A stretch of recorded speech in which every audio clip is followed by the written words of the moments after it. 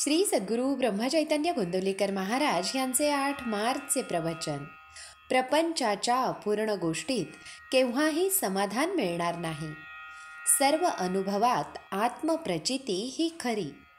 दुसऱ्याने पुष्कळ अनुभव सांगितले, परंतु स्वतःला येईल तो अनुभव हाच खरा महत्त्वाचा. आत्मप्रचितीने जागरूकता येईल, भाव वाढेल, साधनाला जोर येईल आणि भगवत प्राप्ती लवकर होईल. संतांनी पुष्कळ गोष्टी आजवर आपल्याला सांगितल्या, परंतु त्यांना देव जसा हवासा वाटला तसा आपल्याला वाटतो का? प्रपंच करीत असताना भगवंताची आपल्याला आवश्यकता वाटते का?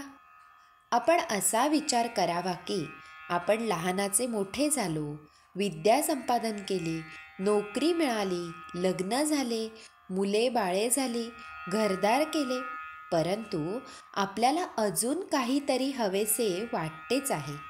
हे आपले हवेपण केव्हा संपणार? आपण नोकरी करतो, कोणी वकिली, डॉक्टरकी. नोकरी करणारा मालकाला आपल्याशिवाय दुसरा कोणी नोकर मिळणार नाही म्हणून काही नोकरी करीत नाही, किंवा अशिलाला कोणी दुसरा वकील मिळणार नाही म्हणून वकील वकिली करीत नाही.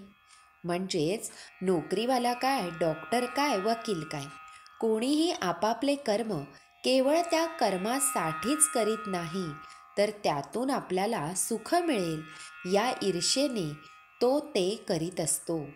परंतु आपण पाहतोच की सर्व काही केले, आयुष्यही संपले, तरी काहीतरी करण्याचे राहूनच जाते. त्याला पूर्णता येत नाही.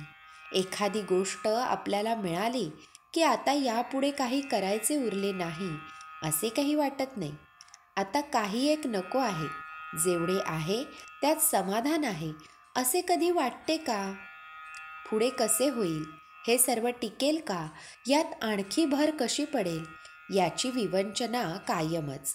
एखाद्याचे लग्न ठरले, ते झाले की आता प्रपंचाची काळजी मिटली असे वाटते का? लग्न झाल्यावर समजा 5 वर्षे मूल झाले नाही तरी हा काळजी करतोच, आणि समजा मुले झाली तरीही याची काळजी आहेच. तेव्हा या प्रपंचाच्या गोष्टी अपूर्ण आहेत, त्यातून समाधान लाभेल हे कसे शक्य आहे? या गोष्टी एकातून एक निर्माण होणाऱ्या आहेत. ज्या म्हणून सुखाच्या गोष्टी मानल्या त्या सर्व जरी एकत्र केल्या तरी त्यातून समाधान निर्माण होणार नाही. ज्या गोष्टी अपूर्णच आहेत त्यातून पूर्ण स्वरूप असलेले समाधान कसे लाभेल? समजा एका वेड्याच्या इस्पितळात 200 वेडे आहेत. जर कुणी म्हणाले की आता आणखी 100 वेडे आले की एक शहाणा त्यातून निर्माण होईल, तर हे कधी शक्य आहे का? श्रीराम समर्थ.